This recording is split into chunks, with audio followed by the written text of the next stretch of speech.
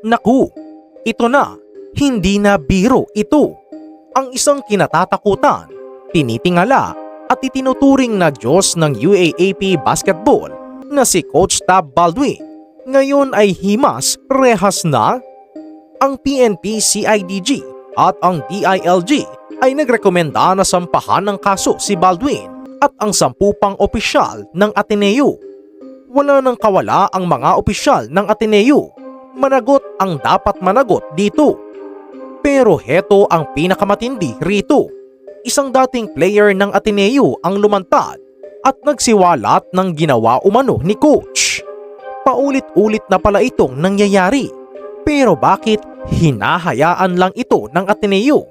Ito pala ang dahilan. Tara, panoorin.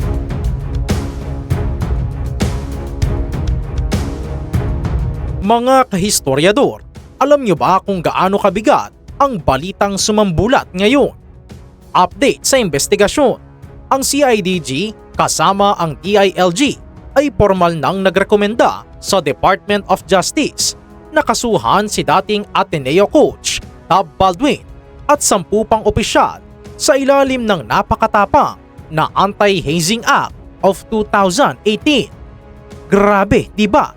Isipin mo si Coach Tab Baldwin na nagdala ng sunod-sunod na kampyonato para sa Blue Eagles na dati ay sinasamba ng buong katipunan.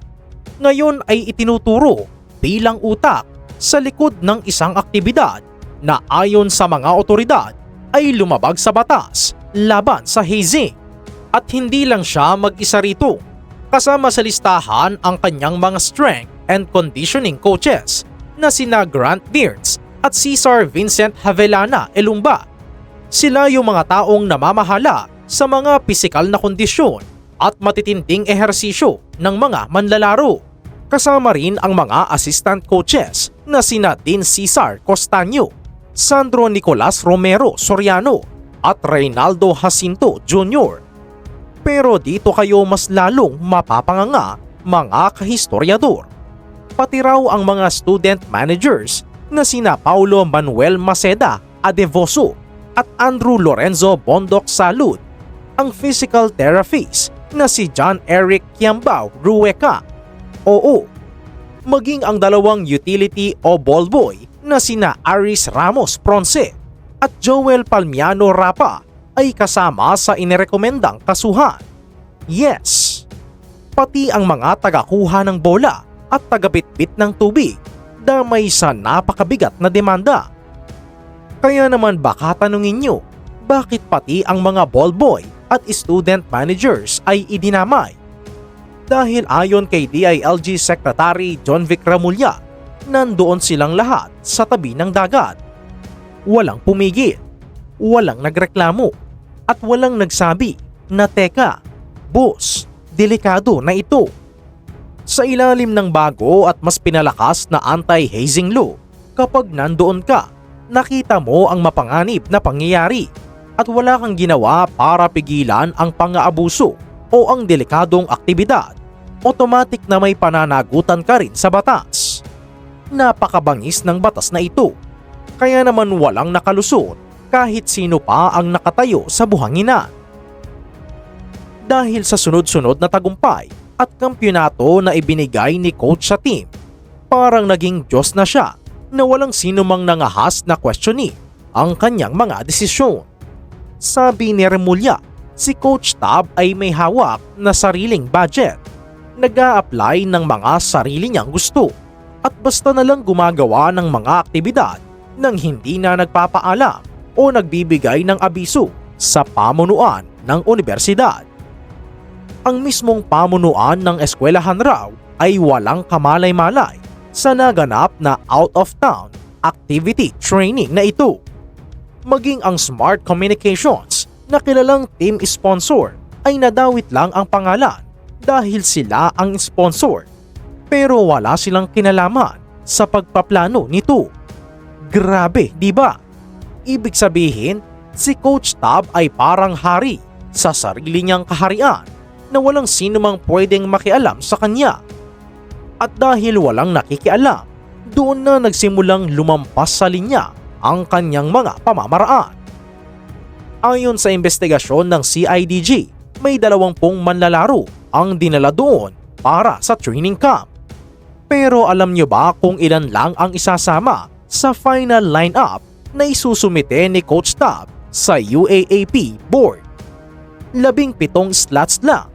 Ibig sabihin, ang matinding physical activity na ginawa nila sa dagat ay hindi lang basta masayang laro o bonding ng magkakaibigan. Ito pala ay nagsilbing screening o filter para malaman kung sino ang matitira at kung sinong manlalaro ang tatanggalin sa koponan. Isipin mo ang matinding psikolohikal at pisikal na pressure sa mga batang atleta na ito. Kapag hindi mo kinaya ang matitinding calisthenics at pagsasanay sa ilalim ng init ng araw at hampas ng alon, nanganganib na matanggal ka sa team at mawala ang mga pangarap mo. Grabe, kaya walang magawa si Rene kundi tiisin ito kahit napakadelikado ang training.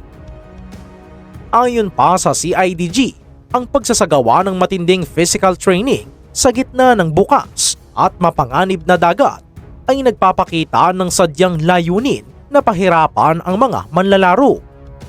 Kaya naman ang itinuturing na team building o conditioning exercises ay formal nang tinukoy ng mga otoridad bilang isang uri ng hazing.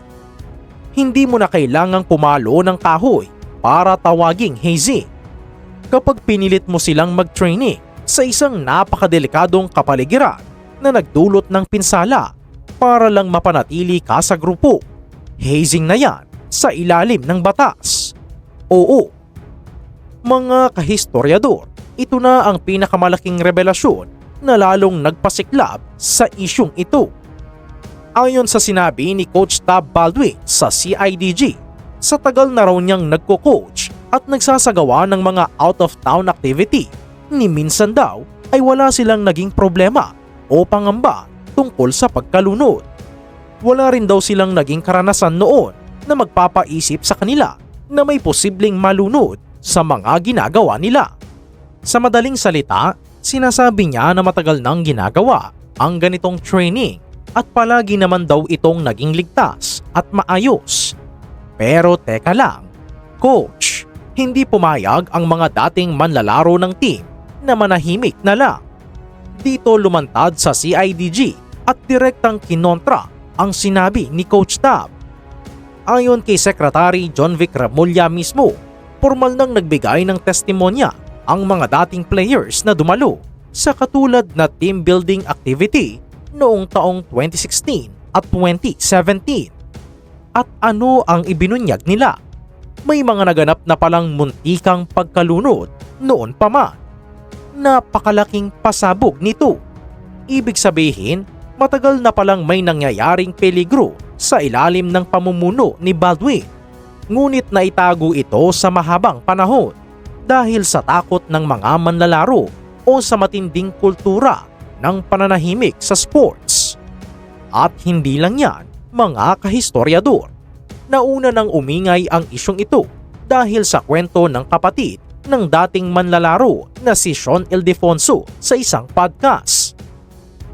Doon ay ibinunyag niya ang tungkol sa isang matinding pagsasanay sa parehong lokasyon kung saan ang isa pang player na si G-Boy Balibonia ay halos malunod din noong mga nakaraang taon. Isipin nyo yan, kung totoo ang mga testimonya ng dating mga manlalarong ito, ibig sabihin ay matagal nang nakikita ng coaching staff na nalalagay sa panganib ang buhay ng mga bata sa tuwing ginagawa nila ang ganitong pagsasanay sa dagat. Pero bakit itinuloy pa rin nila sa mga sumunod na taon? Bakit binaliwala ang mga naunang babala ng tadhana?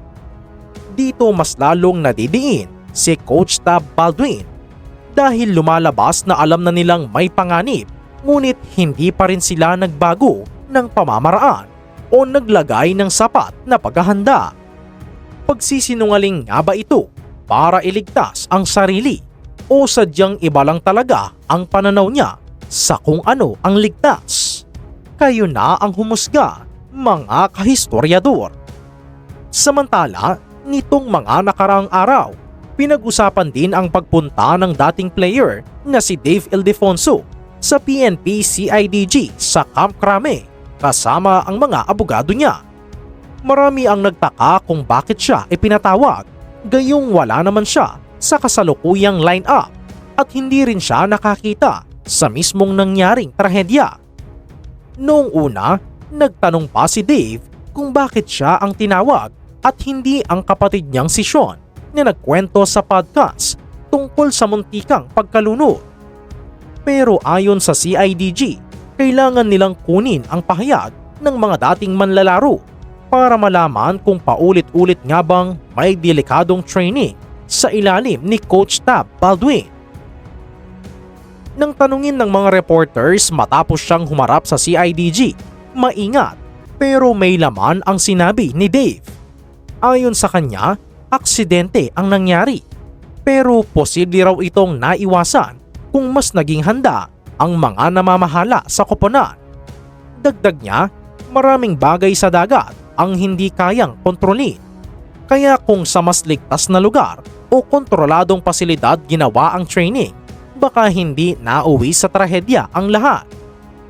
Inamin din niya na may mga pagkukulang at malalaking pagkakamali na nangyari. Kahit sinabi niyang isa si Coach Tab sa mga pinakamagagaling na coach na humawak sa kanya at naging maayos ang samahan nila, hindi rin niya maikakaila na ang kakulangan sa seguridad ng mga manlalaro ang naging dahilan kung bakit nauwi sa trahedya ang insidente.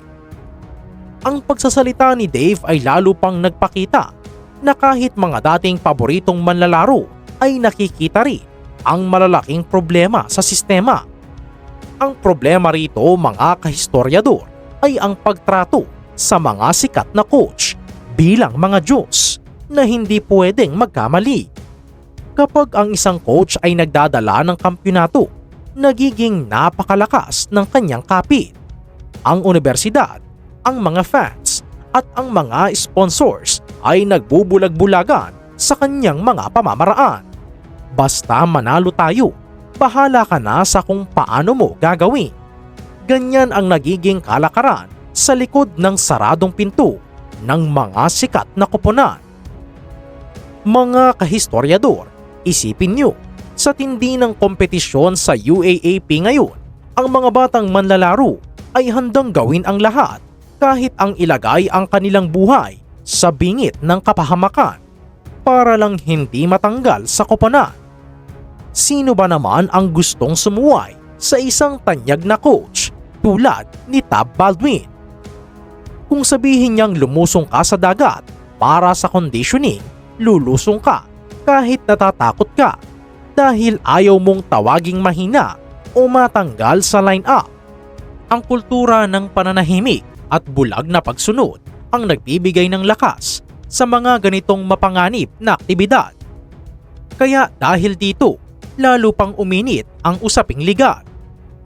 Ayon kay Secretary John Vic Remulla, magpapadala sila ng rekomendasyon sa Department of Justice para humiling ng Hold Departure Order o HDO laban kay Coach Tab Baldwin. Sa ngayon, nasa ilalim pa lang siya ng Immigration Lookout Bulletin Order na ibig sabihin ay minomonitor lang ang pagpasok at paglabas niya ng bansa at pwede pa rin siyang bumiyahe. Pero kapag inaprubahan na ng korte ang HDO, hindi na siya makakaalis ng Pilipinas habang dinidinig ang kaso. Ayon kay Remulla, sinabihan na niya si Baldwin mula pa sa simula na huwag susubukang umalis ng bansa at nangako naman daw si Baldwin na mananatili siya dito para harapin ang kaso. Sabi raw ni Coach Tab, wala siyang balak pumunta kung saan at mananatili siya sa Pilipinas. Pero aminin natin, mga kahistoryador, kapag ang usapan ay posibleng habang buhay na pagkakakulong sa ilalim ng anti-hazing law, iba ang tindi ng kaba. Ang Department of Justice naman ay nagsabi na mabilis at patas nilang susuriin ang mga ebidensyang isinumite ng CIDG upang malaman kung may sapat na batayan para tuluyang dalhin ang kaso sa korte. Mula sa pagiging tinitingalang bayani ng koponan, si Coach Tab Baldwin ay nahaharap ngayon sa pinakamalaking laban ng kanyang buhay na hindi na sa court ng basketball, kundi sa court of law. Grabe ang mga revelasyong ito, mga kahistoryador. Isang napakalaking aral para sa buong bansa na ang buhay ng bawat atleta ay hindi dapat isinusugal para lamang sa tropeyo at karangalan. Ano ang inyong opinyon sa mainit na isyong ito? Sa tingin nyo ba ay nararapat lang nakasuhan si Coach Tab Baldwin at ang 10 iba pa sa ilalim ng anti-hazing law? O sa tingin nyo ba ay masyadong mabigat ang batas dahil pati ang mga ball boys ay nadamay sa demanda? I-comment na yan sa ibaba para malaman din namin. Maraming salamat.